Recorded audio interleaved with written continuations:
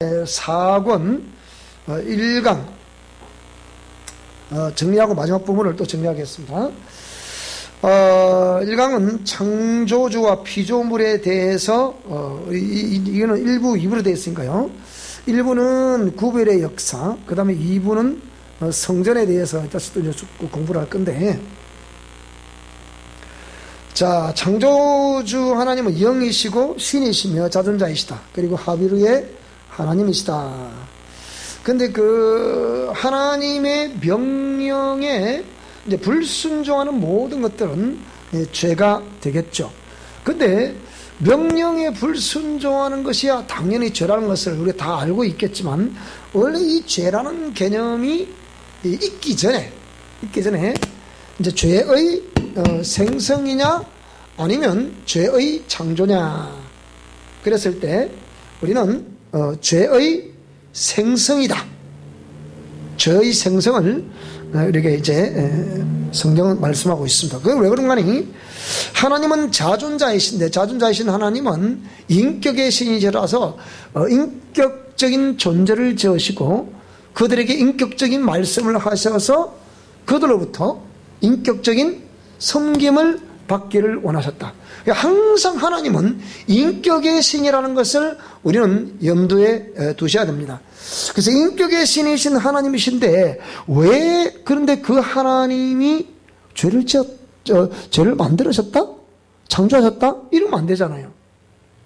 근데 이성론자들은 하나님이 죄를 창조하셨다고 말하는 사람도 있다 그랬죠. 그런데 피조물에게 그 자유의지를 줬더니 이 피조물 중 하나인 천사가 죄가 될 수 있는 마음을 품었다 그랬죠. 그것을 하나님이 중심을 보시고 이렇게 축출을 하셨다.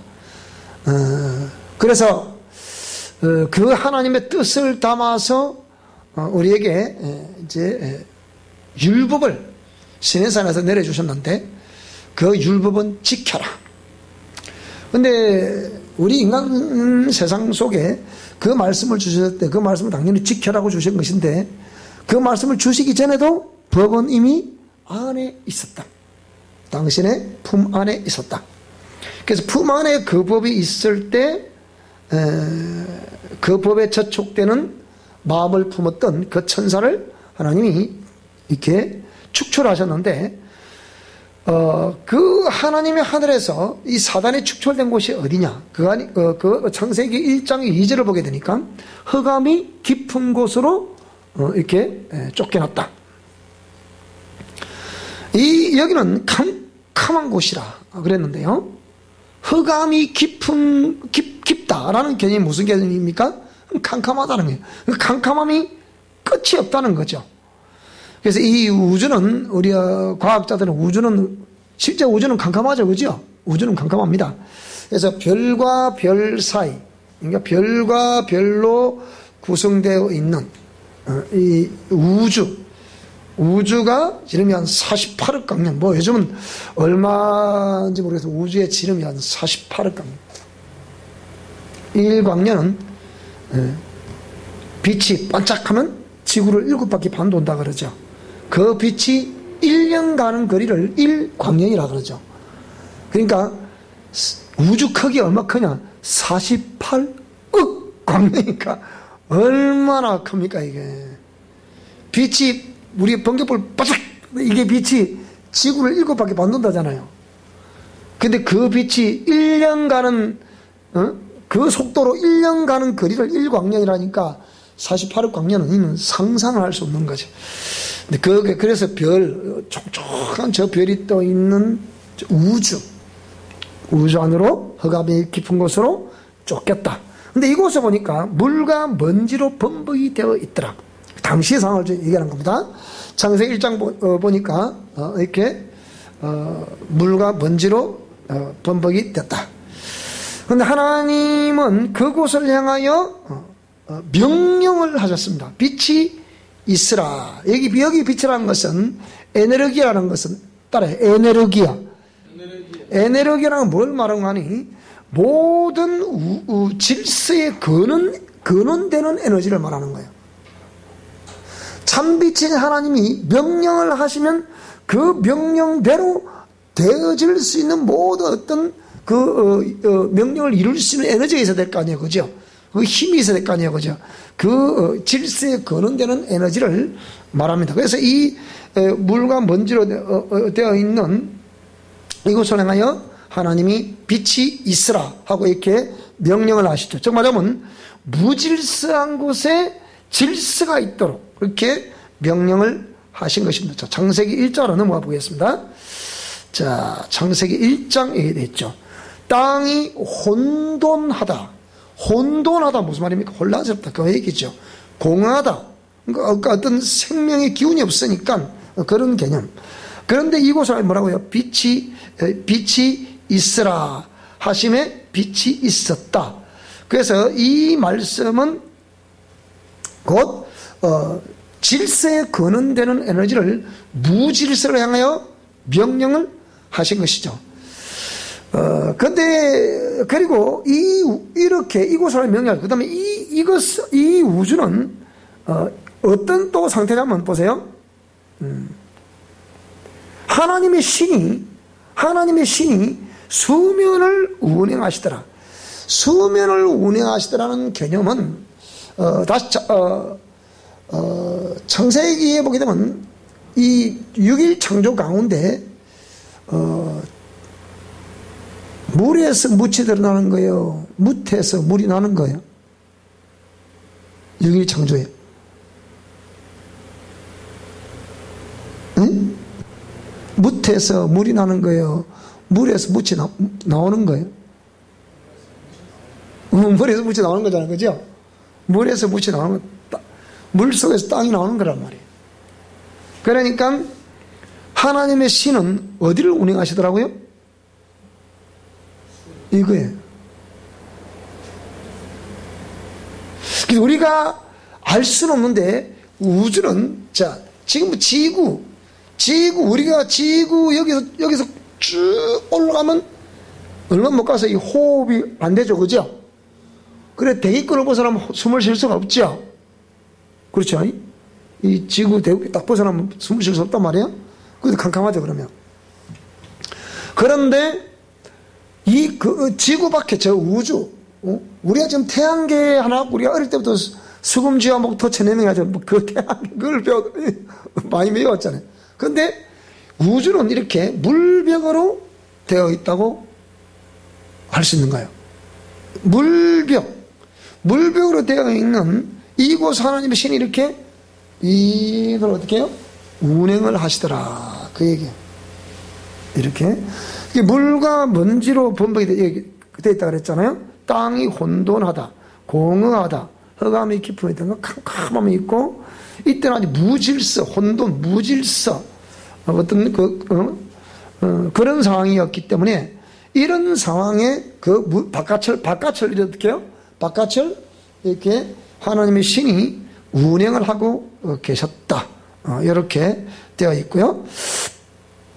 자, 그래서 바다가 사망을 내놓아야 할 곳이다. 그렇게 계시록 20장 13절에 한번 얘기했고요. 결국은 이곳이 세상 임금이 통치를 하던 곳이기 때문에 세상 임금이라는 것은 세상 그 죄의 임금을 말하는 거잖아요.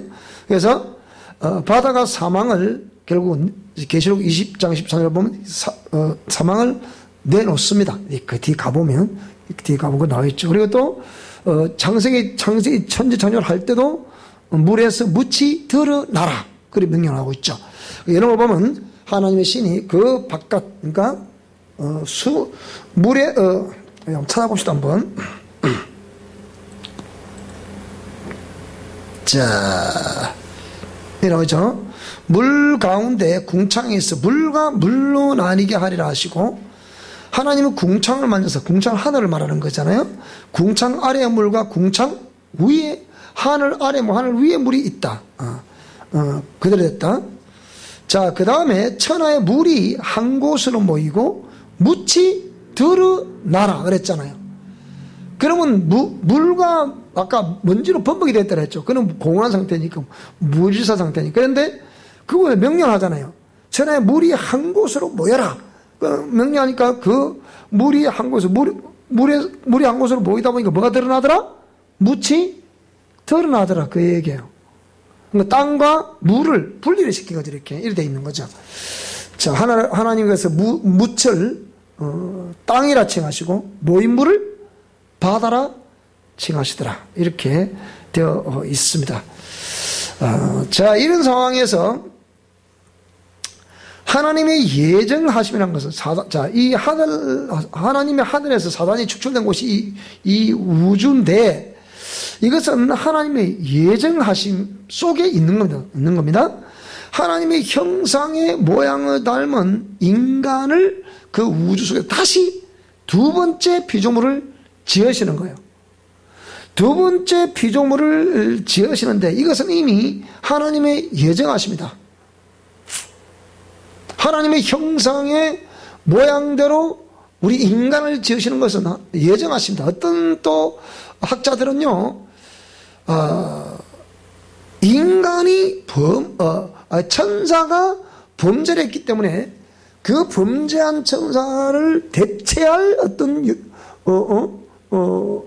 요인으로 이 인간을 지었다. 또 이렇게 말하는 사람도 없잖아요. 있단 말이에요. 그렇지 않냐? 는 있단 말이에요.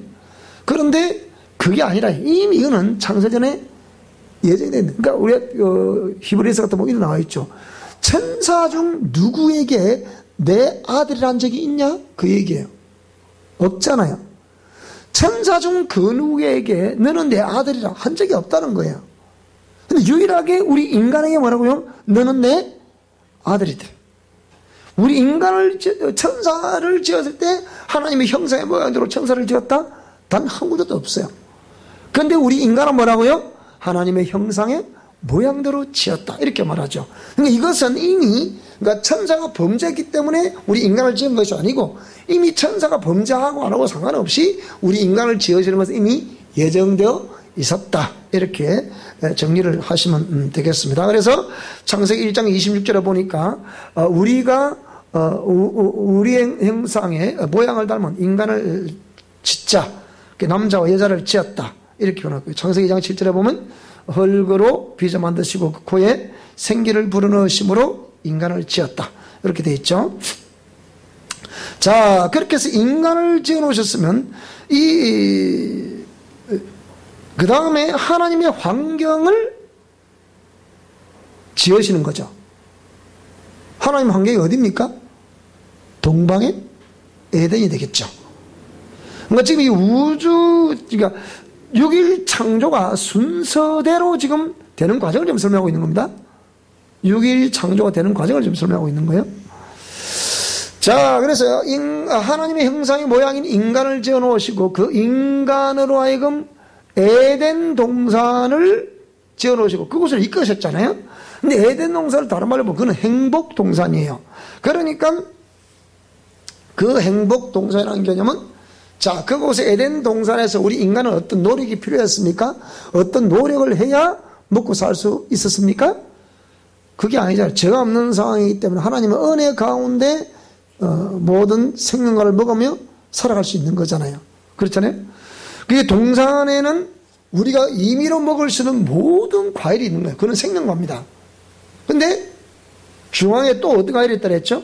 선과 악을 알게 하는 나무가 있었다. 그랬죠. 자, 그렇기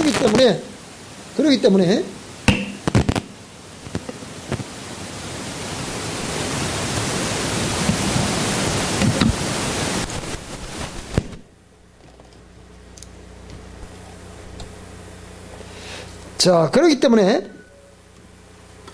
선과 악을 알게 하는 지식이 나오면 열매 그거는 먹지 마라. 먹으면 정령 죽는다 그랬잖아요. 그러니까 행복 동산이지만 여기서도 뭘 지켜야 되는 거예요? 그러니까 하나님의 법을 지켜야 되는 거예요. 먹지 말아 먹으면 정령 죽는다. 그러니까 하나님의 환경을 지어 넣으시고 하나님의 형상의 모양을 닮은 인간을 그쪽으로 이끌어 들이셨는데 이미 그곳에 누가 와 있겠어요? 이거예요, 이제. 나보다 먼저 온 자는 절도요 강도라는 개념이 우리 심령 성전에 우리는 죄의 유전자를 물려받았기 때문에 당대 신앙인 저와 여러분에게 예수님보다 먼저 죄가, 마귀가 우리 속에 들어와 있었다. 이렇게 우리 생각할 수 있지만 실제적으로 우리 인간보다 먼저 천사가 죄를 받았고 인간을 짓기 전에 그 천사가 하나님의 하늘나라에서 흑암이 깊은 곳 이곳으로 쫓겨나게 됐다는 것이고, 그러니까 우주 안에도 그가 먼저 들어오게 된 거죠. 먼저 지원받고 먼저 우주 속에 들어오게 된 거죠. 그리고 인간은 나중에 지원받고, 그죠? 나중에 지원받았고 또 먼저 들어온 이놈으로부터 도전을 받고 위협을 받는 거죠. 미혹을 받는 거죠. 유혹을 받는 거죠. 그러니까 이런 환경 속에서 우리 인간을 지으신 것입니다. 여기서 하나님의 환경을 지으셨다는 것은 뭘 의미하는 거니? 하나님의 환경과 사단을 향한, 사실 그게 덫입니다. 또 다른 시각으로 보면요. 그것은 하나님의 환경과 사단을 향한 덫이다 이 말입니다. 이미 죄의 근본은 시작이 됐잖아요. 죄가 시작이 됐잖아, 그죠? 죄가 우리 가운데 출현을 했잖아, 그죠? 그렇기 때문에 그러면 이 죄의 근본인 사단을 합법적으로 그는 모든 죄인이면 집어삼킬 수가 있잖아요. 합법적으로 사단은 합법적으로 모든 죄인이라고 하면 집어삼킬 수 있습니다. 그게 제 합법이에요. 진자는 이긴 자의 종이 된다 그랬잖아요.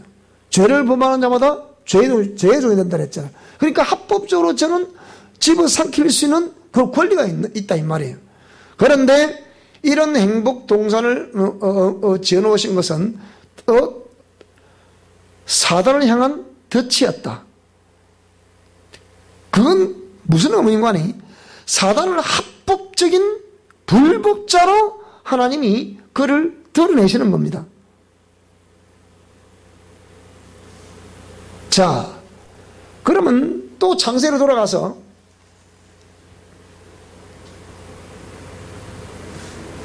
범죄하는 그러니까 하나님의 명령은 먹지 말라. 명령을 누가 내리셨죠? 아담에게 내렸습니다. 그 아담은 전했는지 전하지 않았는지 몰라, 기록은 없지만 하와에게 전했을 거 아니에요. 기록은 없어요. 없는데 전했을 거라고 우리가 성경을 볼 때 왜 아담이 하나님 아담에게 먹지 마라, 먹으면 정령 죽는다 그랬잖아. 근데 하와는 마귀의 미혹을 당했을 때 뭐라고 그랬죠? 먹지도 말다, 뭐 만지지도 마라, 뭐 어쩌지 마라. 자꾸 혼란스러워서 말을 그렇게 하죠, 그죠? 그래서 죽을까 또 하노라 이랬죠, 그죠? 그러니까 이것은 또 다른 말로 해보면 하나님의 그게 덫인데, 나중에 죄의 근본을 이렇게 덜치워내시는데, 자, 죄는 뱀으로부터, 여자로부터 남자에게 들어왔지만, 이 근본 범죄자를 역추적하는 데는 하나님이 남자에게 찾아오셨어요. 너 왜 그랬냐? 아내가 죽으러 먹었습니다. 너는 왜 그랬냐?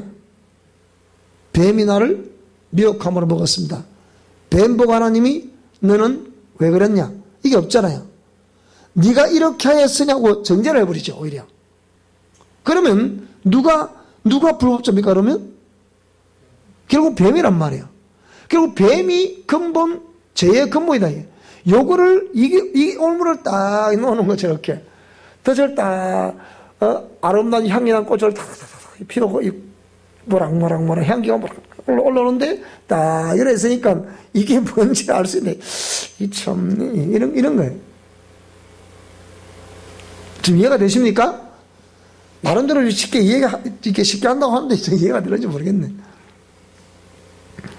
자, 그래서 이 하나님의 환경이라는 것은 사단을 향한 덫이기도 하다.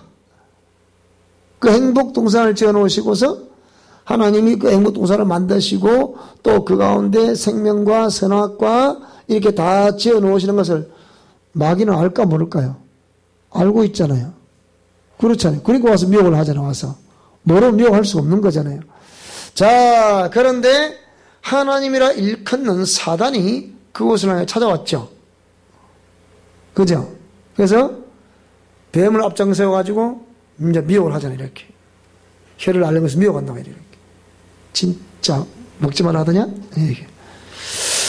자, 그래서 결국 어쨌든 간에 인간은 그 마귀의 미혹에 의해서 그 선과 악을 알게 하는 실과를 먹음으로 인해서 이 금단의 실과를 먹음으로 이제 합법적으로 이제 죄가 우리 인간 속으로 들어오게 되는 그런 역사가 이게 행복동산이라고 부르는 에덴 동산에서 있었습니다. 자, 그래서 마귀는 인간을 정복함으로 인해서 합법적으로 이제 그때로부터 뭐가 됐습니까? 세상 임금이 되는 거예요. 우리가 저번에 언젠가 그 죄에 대해서 배울 때 마귀가 그 시와 때를 따라서 부르는 이름이 다르다 그랬죠. 그죠? 그럼 아까 창세기에 흑암이 캄캄한 곳이 있었을 때를 뭐라 그럽니까? 이게 이 흑암 권세자라 그런 거예요. 그런데 이미 에덴 동산에서 인간의 조상인 아담과 하와를 정복함으로 인해서 뭡니까? 이는 이때부터 이제 세상 임금이 된 거란 말이에요. 오늘 저와 여러분들은 우리가 그 세상 속에 우리가 살고 있었잖아요. 그때는 본질상 진노의 자녀였다. 로마서 8장에 그랬죠. 본질상 진노의 자녀였다. 이게 무슨 말이에요? 그 죄 아래 있었다는 거죠. 근데 거기에서 우리가 나왔잖아요. 거기서 우리가 나오다 보니까 마귀가 우리를 가만히 놔둘러 하겠습니까? 끝까지 우리를 공격하죠. 그러니까 이 마귀의 공격은 정말까지 끈질게. 지난 월요일 날에 서울에 축사를 하는데 하나님이 사인을 하세요. 오늘 이 사람 오늘 제가 알아. 그래서 당신 좀 남아라 그랬대. 그게 할 때 좀 늦게 왔는데 지난 월요일 날. 그런데 희한하게 말씀을 듣는데 강의를 듣는 중에 그날따라 유달리 몸이 떨리더래요. 안에서 떨더래요. 이렇게. 이게 참 놀라운 거죠. 하나님이 저희가 뭡니까? 오늘 저녁에 제가 알아. 지가 떨으냐 안 돼. 그것도 몰라. 그래, 한 시간 좀 다시 축사를 하는데, 축사를 하고 나니까, 얘기를 한 거예요. 오늘 왼쪽으로 왜 그리 떨리는지 이유를 알겠네요. 그런 거예요. 귀신이 지가 쫓겨날 그걸 아는 거죠.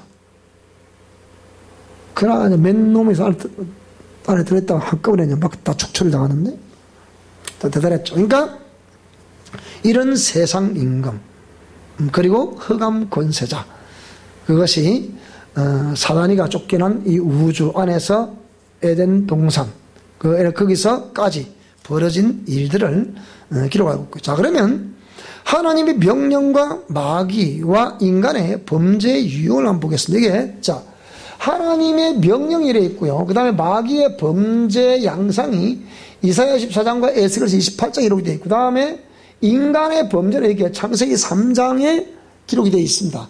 자, 먼저 이렇게 이쪽으로 보시기 바랍니다. 하나님의 명령, 출애굽기 20장에 있는 하나님의 명령을 보시게 되면, 자, 1계명은 뭐라고요? 나 외에 다른 신을 잊게 하지 마라. 유일신을 섬기라. 그 얘기죠. 유일하신 참 하나님은 한 분밖에 없다.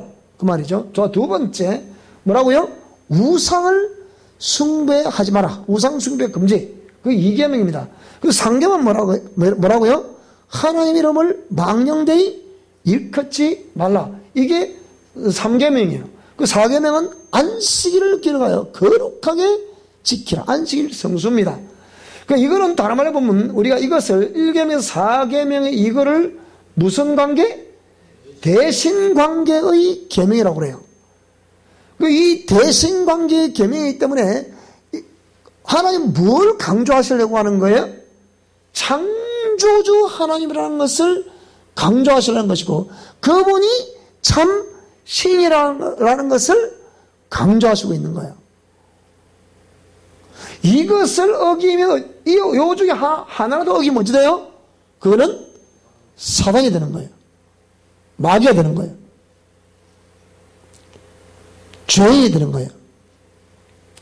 자, 그런데 마귀의 범죄, 하나님의 명령이, 자, 하나님이 명령하셨다는 개념은 명령하시기 전에 이 법은 어디에 있었다?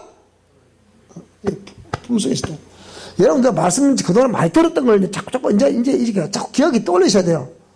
머리를 빨빨 안 쓰면 녹습니다, 녹슬어. 자꾸 이렇게 공부를 하셔야 돼요. 녹성이 좋습니까? 아니요. 녹슬면 안 되죠. 근데, 나이 먹었다 해서 자꾸 녹서는 게 나이 먹었다 녹서는 게 아니고, 머리를 안 쓰기 때문에 녹을 쓰는 거예요. 머리를 자꾸 쓰면 녹이 안 씁니다. 나는 지금 머리 자꾸 쓰잖아. 머리를 쓰게 녹이. 하긴 어떤 날은, 아까 그게 보이지? 기억이 안 날 때가 있긴 한데, 그 흐르는 세월 어쩔 수 없지만, 그래도 머리를 자꾸 쓰셔야 돼요. 자꾸 쓰셔야 돼요. 사실은 세월이 가면 갈수록 인간은 먹고 사는 문제에 바쁘다 보니까 자꾸 이렇게 머리에 뇌를 방치를 하고 놔두거든요. 그러니까 자꾸 경이 쇠퇴해 가는 거예요. 근데 자꾸 경이 떠올리시기 바랍니다. 나의 자네 운해로 살아날지어다. 자네 운해의 기능은 살아날지어다. 이게 좀 명령하세요. 이렇게 하시면서 가시면 됩니다. 이 나이에도 박사 하는데 만들 게 뭐가 있겠습니까? 하시면 됩니다. 자, 그래서 하나님의 그 계명을 명령하셨다는 것은 명령하시기 전에 품속에 있었다라는 걸 알 수 있고요. 자, 그러면 마귀의 범죄 양상을 보게 되면요. 이거는 자, 이사야 14장도 그렇고 에스겔서 28장도 그렇고 마귀는 유일신을 부정한 거예요.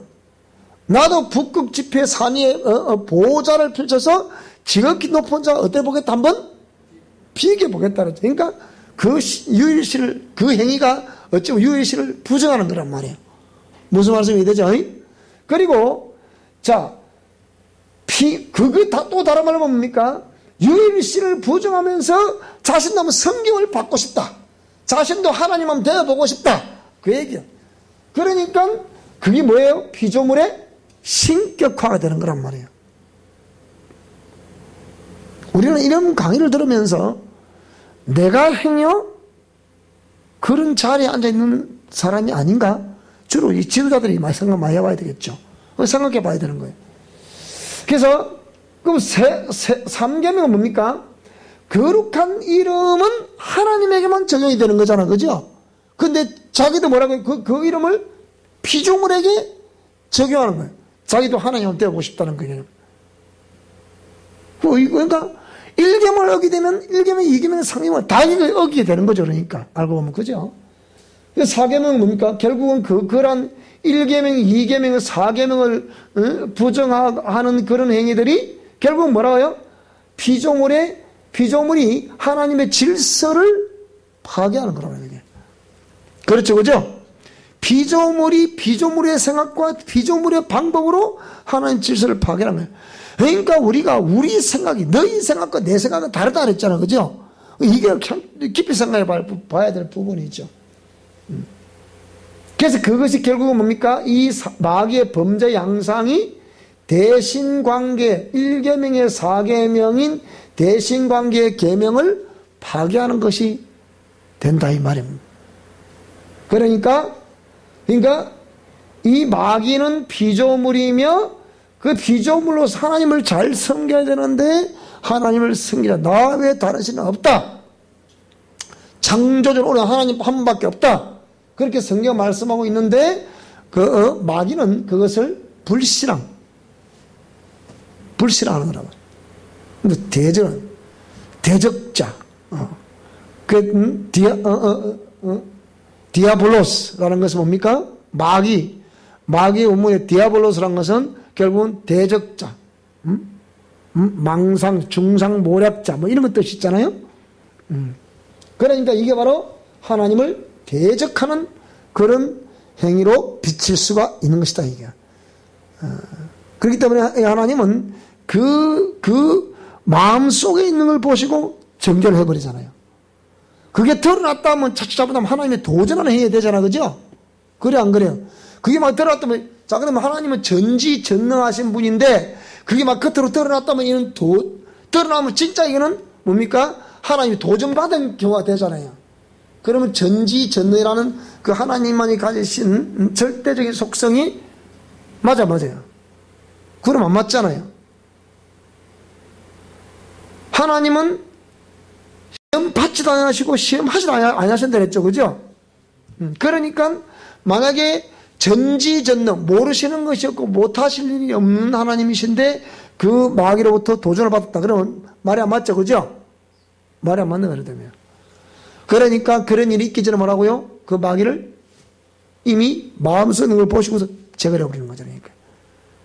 그러니까 마귀는 뭐 때문에 쫓아가는지 잘 모르죠. 그죠? 그럼 뭐는 알겠어요? 우리 영의 기능이 있다. 영의 기능이 있다고 했죠. 그죠? 영의 기능이 뭐래요? 양심이에요. 양심. 마귀도 영적 존재잖아. 그죠? 영적 존재라는 건 다른 말로 보면 인격적인 존재라 그 말입니다. 그런데 그 마귀를 보면 그 영의 기능을 봤을 때는 그런 측면을 보면 마귀도 양심 불량, 양심 합격, 양심 불량이란 말이에요. 무슨 말씀이 되죠? 자, 그런 개념. 자, 여러분, 이 하나님의 명령이 1계명의 4계명, 즉 대신관계의 계명을 우리에게 말씀하고 있는데 마귀는 그런 1계명의 4계명 속에 있는 대신관계의 계명을 정면으로 그런 어기게 됐죠. 그런데 마귀가 그렇게 범죄를 했던 것처럼 이 근본 범죄자, 즉 죄의 원흉인 마귀가 자기가 그랬듯이 그걸 그대로 누구에게 좀 써먹고 있는 거예요, 지금? 인간에게 좀 써먹고 있는 거란 말이에요. 그 인간의 범죄 양상을 보게 되면, 자, 뱀이 하와를 향해서 뭐라 그랬습니까? 네가 그것을 먹는 날에는 너도 누구와 같이 되어? 하나님과 같이 되어. 그랬잖아요. 그렇죠, 그죠? 너도 그것을 먹는 날에는, 눈이 밝아서 하나님 같이 된다 그랬잖아요. 그죠? 그 다음에, 그러면 요것이 일단 1계명을 어기게 되면 요것은 다른 말 분명히 피조물이 하나님 신이 될 수 있습니까? 없잖아요. 그러면 2계명의 우상 숭배를 금지하라 했는데 피조물을 신격화시키는 이게 우상 숭배거든요. 오늘 국민일보 신문을 보니까 천안시 기독교 협의회에서 천안시 기독교 총협회에서 신천지하고 일장 맞짱을 뜨기로 그래서 토론을 하기로 서로 상호를 약속했대요. 신천지하고 천안기독교 총연합회하고 맞짱을 뜨기로 그랬대요. 한판 버리자 그랬대요. 그래서 오케이 그랬다는 거예요. 이제 그래서 그 이제 한판 결정이 나겠죠 이제. 그게 그래. 그러니까 우리가 알고 있는 이만희를 그러면 천안시기독교 총연합회에서는 그런 근거를 들이대겠죠, 그죠? 그 동상도 많으니까, 그죠? 자기를 보혜사한다 이렇게 말하면 안 되잖아, 그죠? 근데 물론 그들은 또 그런 여러 가지 또 말을 들이대겠지. 보혜사라는 것은 원래 그 자체로 뭔 뜻입니까? 그 보혜사는 변호자라 증거자라는 뜻이잖아, 그게 보혜사라는 뜻이. 근데 우리가 알고 있는 보혜사라는 건 또 다른 보혜사라는 것은 성령을 의미하는 거잖아. 그죠? 그죠? 또 다른 보혜사는 성령의 임재를 의미하는 거란 말이에요. 그러니까 이만희가 또 다른 보혜사다. 그럼 그게 말이 맞잖아요. 그거는 성령 하나님의 임재를 두고 있는 것이지 어떤 인간의 어떤 그러니까 마치 그 보내심을 받은 자, 사도라 일컬어 봤던 보내심을 받은 자처럼 뭐 그들이 말하는 그런 개념이 아니다 이 말이에요. 그런데 어쨌든 그런 상황 속에서 천안시기독교협회하고 이렇게 해서 하기로 했다니까 또 그건 거기서 볼 수 있겠죠. 자, 그래서 피조물을 신격화시키면 이거는 우상 숭배가 된다. 그러니까 지구상에 태어나는 어떤 피조물들이라도 우리는 그 피조물을 섬기면 안 됩니다. 결국은 만물을 지으시고 인간을 지으신 창조주 하나님을 섬기는 것이 우리 인간이 해야 할 이제 도리죠. 자, 그래서 그런 거, 우리 인간, 너도 하나님 같이 된다 말하면 이것이 1계명을 부정하는 것이 되겠는데, 그것이 곧 2계명에서 피조물의 신격화한다는 것과 동일한 맥락이고, 그 다음에 3계명에서 하나님의 이름을 막는데 긋지 말라 그랬는데, 이 거룩한 이름을 인간에게 적을시키잖아. 니도 하나님 같이 된다 그랬죠. 그러니까 그럼 다 하나님 다 되게? 그게 아니라. 근데 그렇게 주장하고 있잖아, 이렇게. 이것이 사단의 범죄 양상처럼 그 사단이 인간에게 자기가 했던 것처럼 그대로 또 이렇게 적용을 시키는 거죠. 그렇게 종노릇하게 만드는 거죠. 그러니까 고유한 환경에 이 하나님의 질서가 이제 파괴가 되어버린 거죠. 안식이 파괴가 되어버린 거죠. 안식이 파괴가 되니까 갑자기 그동안 없었던 뭡니까? 가시와 엉겅퀴를 막 내게 되는 그 기록이 나와 있죠. 그죠? 그래서 가시와 엉겅퀴를. 가시와 엉겅퀴를 했다는 건 뭡니까? 하나님의 질서가 이제 역주행을 한다는 뜻이에요. 질서가 파괴가 되어버린 거죠. 그러니까 가시와 엉겅퀴를 내더라. 그런 말씀이 되겠고요. 그것이 곧 대신관계의 계명 파괴로 일어났다.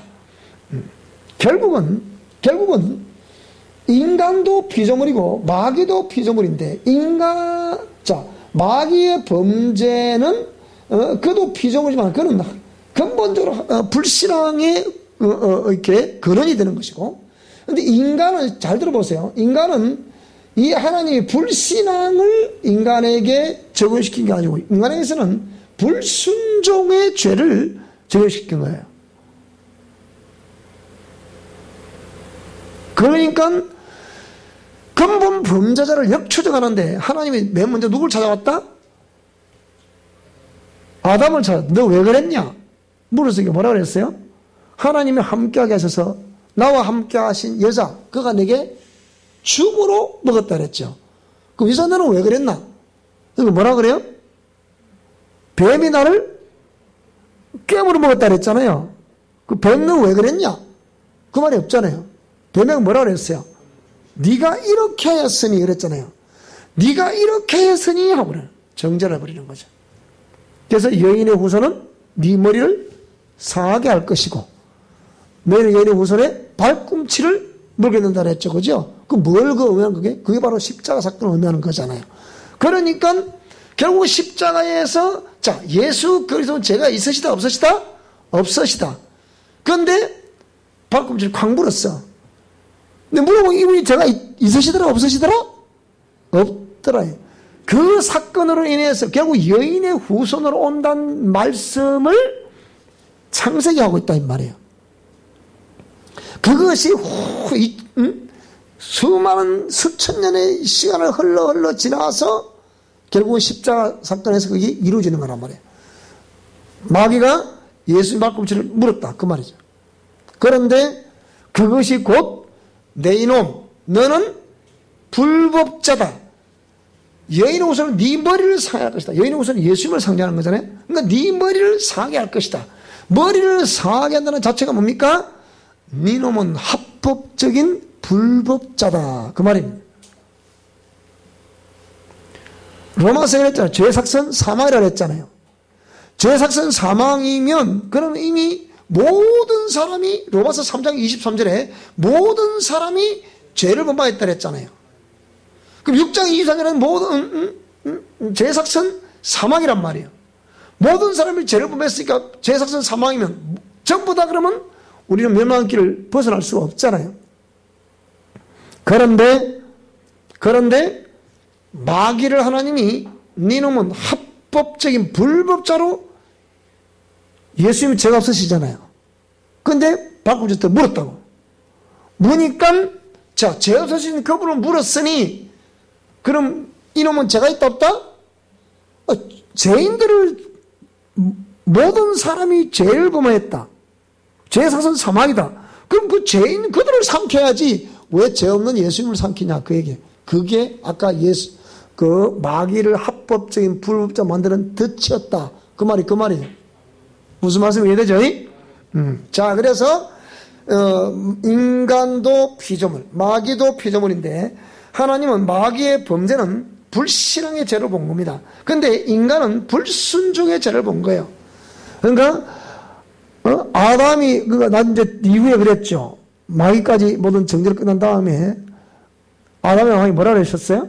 너는 이제 지금부터 종신토록 이마에 땀을 흘려야 된다. 그래야만 먹고 살 수 있다. 그럼 또 같이 범죄 여자가 또 뭐라 그랬어요? 너는 해산의 잉태의 고통과 해산의 수고를 하게 될 것이다. 그리고 늘 남편을 그리워하게 될 것이다. 그렇게 되어 있죠.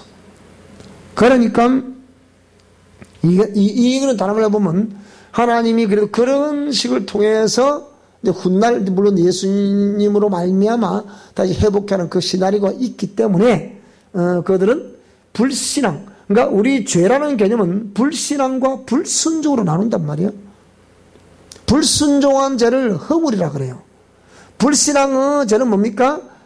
그거는 허물이라 말하잖아요. 그거는 자체로 죄라 그래요.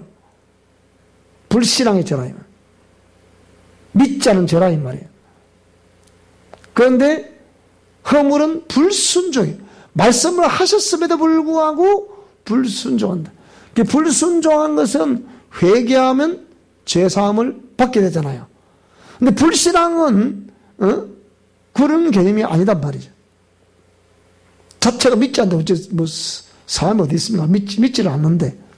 그래서 요한복음 16장 9절에 그랬잖아요. 죄에 대하여라면 곧 저희가 나를 믿지 아니하며 그랬잖아요. 그러니까 불순종과 죄라는 개념은 불순종과 불신앙으로 나누는데 그래도 불순종은 허물이기 때문에 그는 회개하면 다 용서해 주신다.